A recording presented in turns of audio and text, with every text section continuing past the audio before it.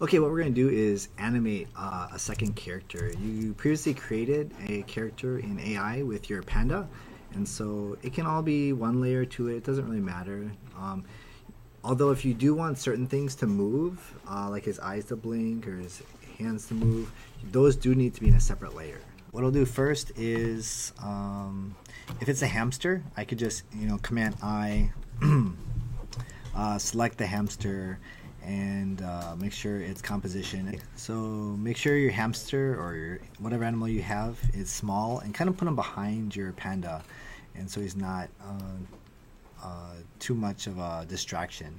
I'm just gonna put him and move him all the way across the screen really fast. So hit stopwatch and maybe like 2 seconds, and then drag him out and move him across the screen like so. So if I go back and play it, and there he goes. And if it goes too slow, I can move it back, and make sure the green means it's rendering. So now this is going to be real speed once I play it back. So he's pretty fast. I'm going to go even faster.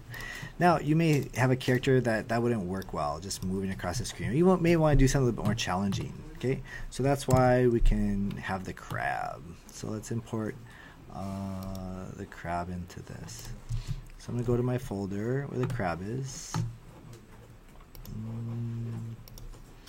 And let's see.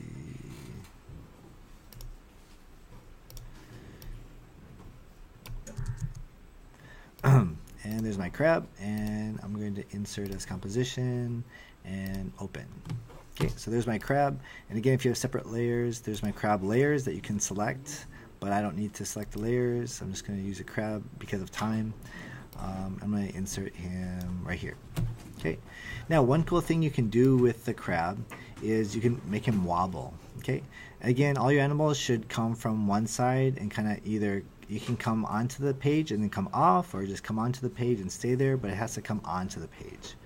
And so what I'm first going to do is show you how to make him wobble.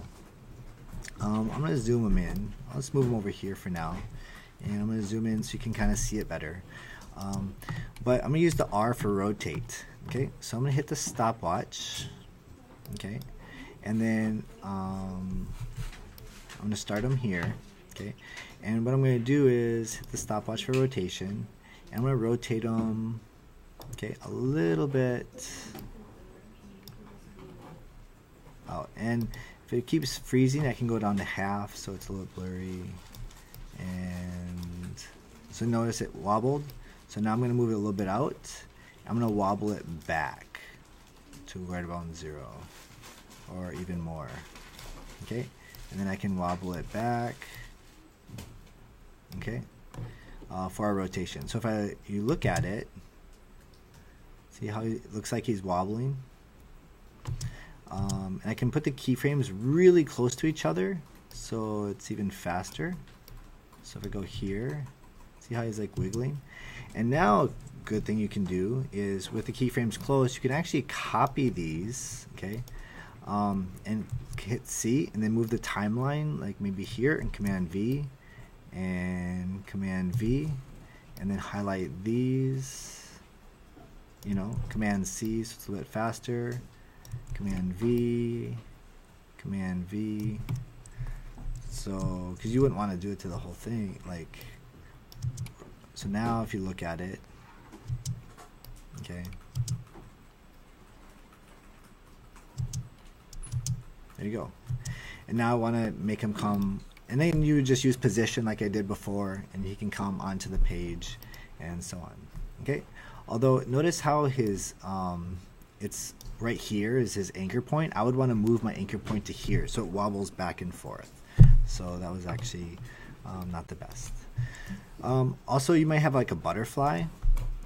If you have like a butterfly, let's just, for time's sake, let's just put a star. Let's just say this is your animal, and let's go layer, new shape object, and let's just create a star and pretend like that's a butterfly. And butterflies are colorful. So let's just say this is a butterfly, and we want him to fly in the sky. what I want to do is to make him fly without constraints and kind of just freely move him across the screen. Okay, I'm going to shy guy him so it's just him, and so I can see him a little bit better. Okay, I'm done with my hamster, so I'm going to hide that. What you're going to do is, and if certain layers, notice I keep hitting the snow layer. I might want to lock that layer. So unhide the shy guy, go to your snow layer, and just lock that down so you can, yeah, you might want to lock a lot of things down. Okay, so select the shape layer. There we go. Now there's what you want to do for animating this one is we're going to use the motion sketch. Okay, motion sketch. So if you see workspace up here, you can put animation. If you do put animation, you'll see like wiggler and simulation, and or you can go back and choose effects, but I'm gonna actually choose motion tracking. Okay, and by the way, whenever you have objects that are moving, like we just did for our crab and others, remember to hit the smoother tool. Okay, so you see this little button, you'll want to like hit that for the layers that are animating, so it's a little bit more smoother. So what you're going to do is open up motion sketch. If you can't find motion sketch, it's in window, but if you can't find motion sketch, okay, so window motion sketch, and I'm going to move this over here so you can see a little bit better. But what you can do is all you need to do is make sure it's selected and hit start capture. And actually I'm going to start off the screen like the directions say, and then we hit start capture, and all you have to do is now you're going to move it pretending it's like a butterfly, okay, and then maybe it's going to fly back. So now when I play this okay, it actually okay, it actually kept track of the movements that I made while I was tracking it like the butterfly. Now if you want to edit these, like if you're like, oh, he's too high, you can edit these. You can even go in and edit these points if you want to. If you go into graph editor right here, you can kind of see the points that are made and the shapes, and you can actually edit these as well using all of these tools down here that you can play with later.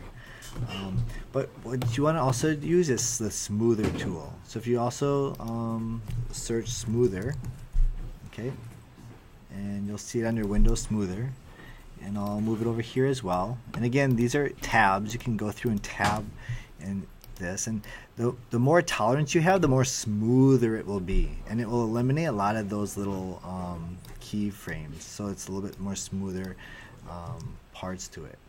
Okay, so those are some options that you can use to animate your different characters.